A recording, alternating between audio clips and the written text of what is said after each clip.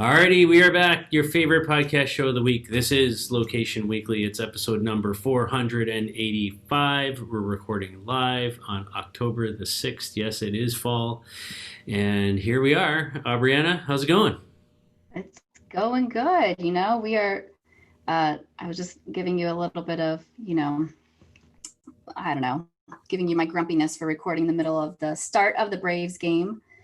But we are in the postseason, and it's like the one exciting thing that's going on right now. But yeah, I'm good. How are you? I'm all right. Well, we were in the postseason. We got eliminated in the first round, but hey, that's okay. We made it. We weren't expected to make it, so there you go. Yeah. So I'm good. It's been busy. Crazy work right now, and a bunch of things coming up for LBMA this fall too.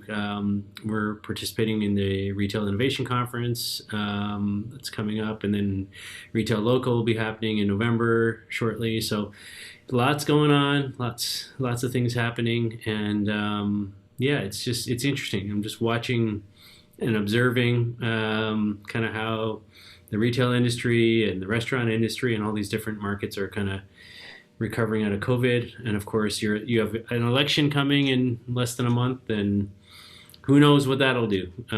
So we'll see. It'll be an interesting next 30 days. That's for sure. Yeah, I mean, it is just, every day is bringing something new. And some days I just like pretend like I just disconnect so I can just be a little bit ignorant for a second, and just have some self-care. You got to do that. But yeah, life is, it can make your mind a little crazy if you don't just kind of take time to tune it out and focus on yourself and your family. And so I'm doing that from time to time.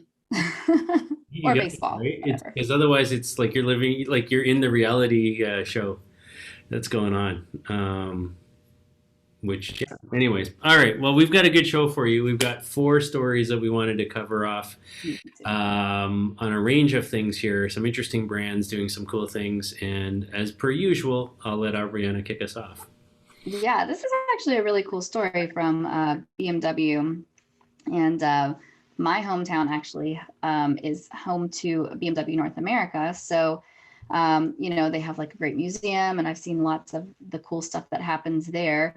But they are doing some interesting work, and they're starting this in Europe right now. But they are using geofencing and location data for what they're calling e-drive zones. So they're really taking air quality seriously. And obviously, air quality with emissions can be a problem, especially in larger cities. I know here in Atlanta, the smog and stuff can be a problem, as it is in other places like LA and anywhere you have lots of drivers on the road. So they have this new digital service. It's called BMW eDrive Zones, and they're touting that it's the only one of its kind worldwide. So this is available on the BMW PHEV or PHEV cars, which stands for plug-in electric hybrid, if you didn't know. I actually had to look that up, but basically when you activate the service, when you have one of those cars and you activate the service, you have this like low emission zones that have been identified. There's about 50 plus different European cities that they've already mapped out. And so what happens is like when you get into that city limit, you automatically switch into the electrical part of the car. So basically it just switches to the pure electric mode without any additional intervention, from the driver. They don't have to do anything. It just switches automatically. And actually, I said 50 European cities, about 80 European cities right now that it's available. But obviously this is helping the air quality. And not only does it do that, but it's helping consumers run their car more efficiently. So what they're saying is that whenever you are in, this very urban traffic, your car is actually running more effectively in that traffic when it's on the electric drive trains versus the petrol or diesel engine. So that's also an added benefit here. So anyways, obviously the car will drive locally emission free for as long as you can on that battery and that charge state allows, and then it will switch over for the drivers. But I think this is really great. I think that it's hard for people to think about things going from one extreme to the other, right? Just going straight to completely electric vehicles or all the way to like no emissions or no, fossil fuels and things like that. And you're like, this is a step in the right direction, right? So being, just being cognizant of when to apply those rules and those regulations based on the location-based data. And I really like the way that they've applied this to their cars. Obviously, I'd love to see this for more, lower price point cars as well, because BMW is kind of, for the elite. And so I think this is like really great, and they're setting the standard for other car manufacturers and makers and saying, it's okay to have a blended approach, but this is a great option, especially where air quality is maybe compromised more. We can kind of put a good foot forward. So I love this. Yeah, I think it's really great. I think sort of the fact that a lot of these cities have already defined these sort of emission zones and things like that. Number one, I think is a great step in the right direction. But I love this simplicity of kind of essentially building these geofences and then having the car automatically flip over and adjust. When it breaks the geofence, I think it's super smart.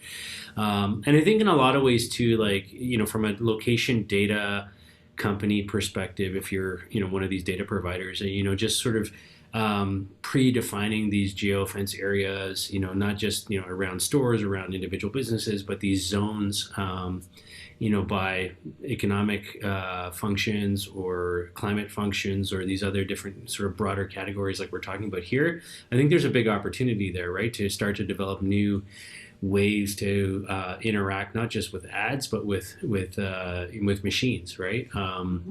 This sort of whole machine to machine type of communication and connectivity. I think there's a lot to that. So I'm really excited about this. I'm thinking as you were talking, I'm like, maybe let's reach out to Karsten and see if we can get him to find somebody over here at BMW on the eDrive program and get them to come kind of give us a firsthand story about what's going on with it, because I think it's really cool. It's really unique. It's really different. Would love to see this in other markets. So very, very cool story. All right, shifting over then from BMW now, we're going to go all the way over to Dubai. And IKEA, another great brand, is doing some very interesting things. They have a campaign that they came up with. It was developed, by Mehmet Ogilvy. I don't know where that came from. Uh, so they developed this campaign to basically buy IKEA products with your time. So what they've realized is that for a lot of people in Dubai, you've got fairly lengthy travel times to get to the IKEA, and so what they're doing is they've sort of done this calculation of what's that cost you, like your time is money kind of thing, and so they've kind of put a value on your time and your travel time in particular in getting to IKEA stores. And the way they're doing this is it's powered by Google Maps timeline feature, which basically tracks your route and the time it takes to get there. It records your routes and all that sort of stuff. And then they calculate this time. So basically what they're saying is the price of an hour of your time based on the average wage in Dubai is about $105 like in dirhams in the Dubai currency. And so that's, I think, about 20, I don't know what I see, $28 US or something like that. So it's significant, but that's the average hour, sort of valued, if you will. And then what they do is they look at their products that they carry, from the hot dogs they sell to Billy bookcases and all these kinds of things, which have their value of what they sell them for. And so essentially what they're doing is they look at your travel time, and then based on your travel time against that average, then shoppers who travel 49 minutes basically can get a free coffee table, a LAC coffee table, which gives you that value. Or if you travel an hour and 55 minutes is one of the examples they give. It's equivalent to a Billy bookcase, that type of thing. And so you basically get these free products based on your travel time, which is kind of cool. So I like that, and it's not like you can't just make up the travel time. It's like sort of your average travel time from where you normally go to get to IKEA, that type of thing. So there's some protection around gaming the system, if you will. So I like that. But yeah, I think it's brilliant use of Google. Of the Google Maps timeline feature. It's a very interesting way to kind of connect with consumers, give them something instead of just here's a coupon, here's a discount. Like, hey, we value your time, we want you in our store. Here's something based on your actual time value to reward you for that. And then of course you're going to go in there and you're going to buy other stuff because it's IKEA. Who doesn't, right? So I really like it. I think it's a super interesting partnership in terms of what they're doing. And I would love to see this tried in North America. I'm not sure we have the same value for time that they do over there, but who knows? We'll see. What are your thoughts? Yeah, I mean, I think this is great. Like it is taking time out of your day to have to go somewhere, pick up anything. And I think these are like the biggest challenges that you have with, I don't know, for me personally, with any hassles that you have to deal with, right? Like whether it's like something that was billed incorrectly or, having to go back and deal with that is not necessarily just the hassle that you have to deal with or having to go pick up furniture. It's about somebody valuing your time and the time that you spent having to do something. And so I think it's great from a shopping perspective to say like, hey, we appreciate you shopping with us. You could go somewhere closer and get something different, but here's what we're going to do because you come here. So I like that they're thinking of it, and I like that it's also personal, where it really pertains to each individual that comes into the store differently. So I think it's like, why not, right? If they can do that type of a campaign and incentivize people to come, especially right now when in-store traffic is likely down, and there's less traffic that is coming out, then I think it's a win. As long as it's a safe environment to be in, it's great, right? Yeah, 100%. And I think, like I said, I think this is easily repeatable in different markets as long as you can sort of demonstrate the value and you're not giving away too much. I think this isn't only applicable to IKEA. I could see this with especially lower cost items like restaurants and other things could take this concept and quite easily replicate it. So it might be a great way Yeah. to drive traffic in COVID times. I don't know. We'll see. Yeah. Yeah. Very good idea.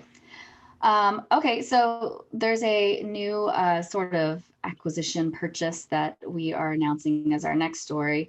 And Walt Disney had acquired a company through other acquisitions in the past called TrueX, and now they are selling TrueX to Gimbal, who we know very well. So Gimbal, our friends there have acquired TrueX Incorporated, which is an advertising technology, and it is best known for offering this interactive like video ad format, which is really cool. It's technology that asks consumers to interact with an ad before viewing content in exchange for less ads. And I've done this before, and it's great because instead of having to watch, I don't know, 4 or 6 5-minute ads throughout an hour program, you have like 2-minute ads or 30-second ads.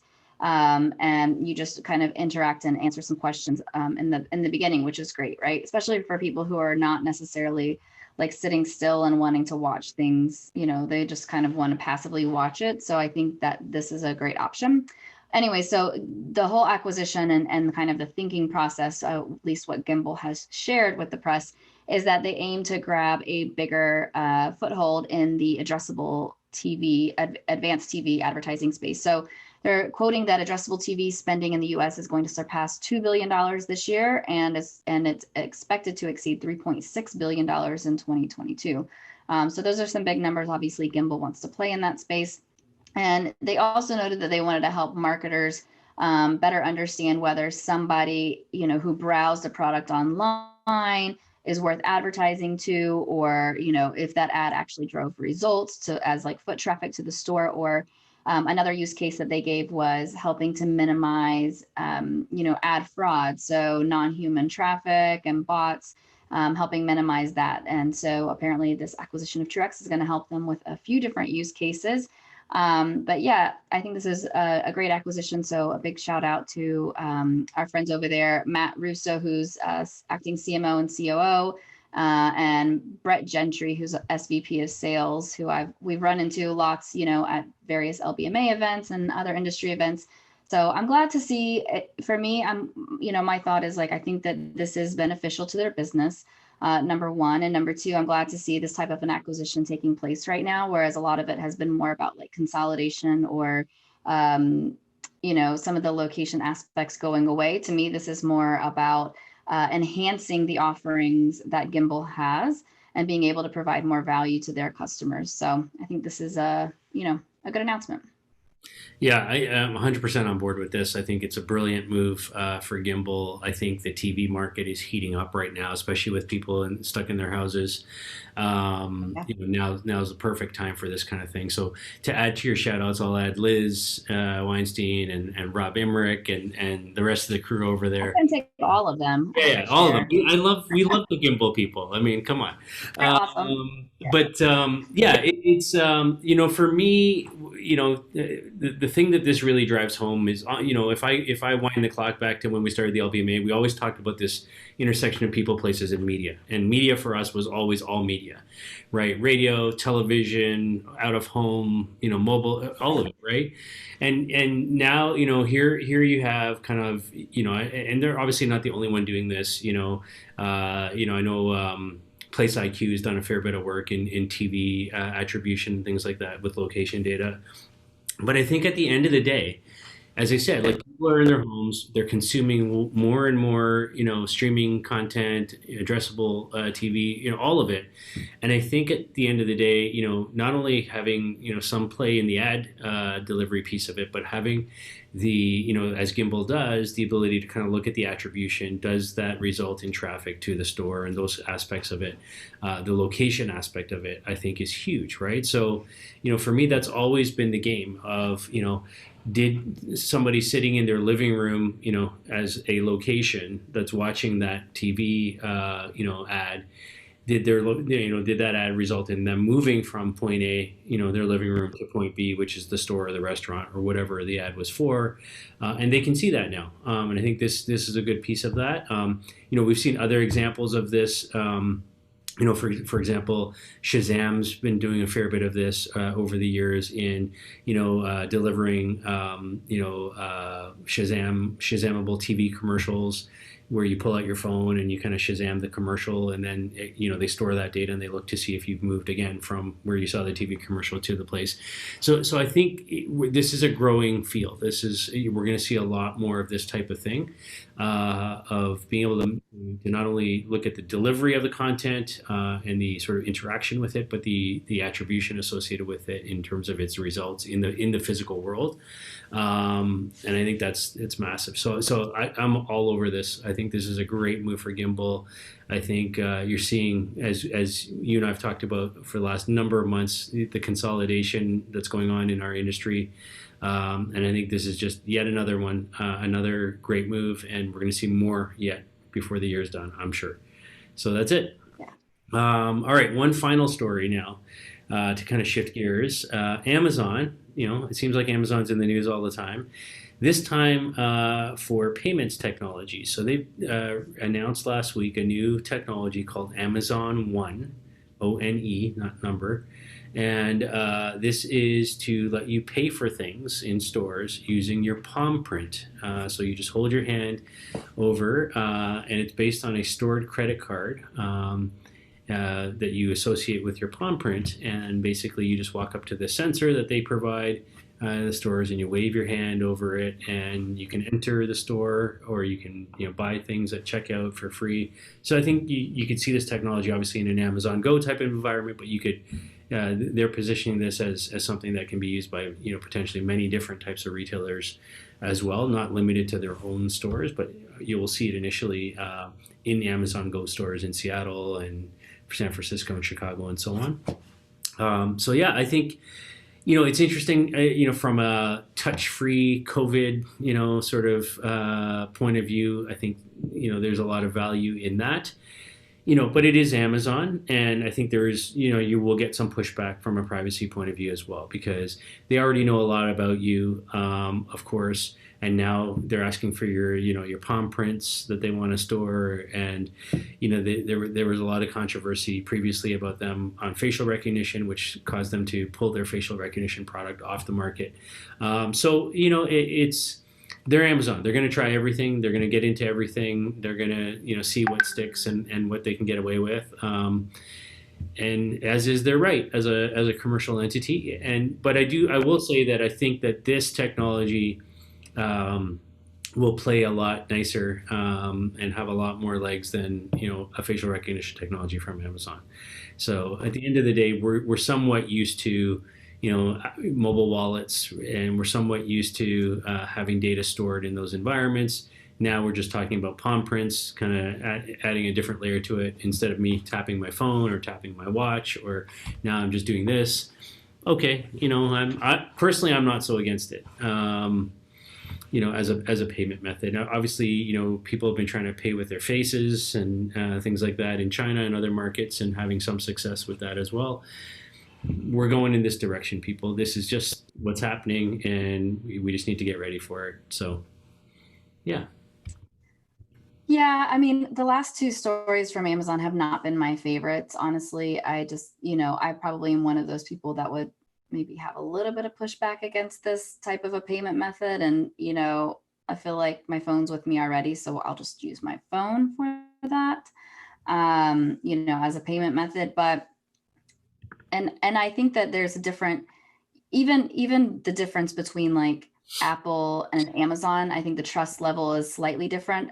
Either way, they're both, companies that are looking out for their own good, I think, and want to, grow and make more money. That is that's life, that's capitalism. But at the same time, I think that there's like a little bit, there's a difference between my facial recognition on my Apple device and Apple having that, and the vehicle to pay with it is strictly that, versus my palm print and Amazon having that, which sells so many other things and gets into so many other things and is listening in my home and all those other things. So, from a technology standpoint, it's interesting that we can do this. And I think that it's good.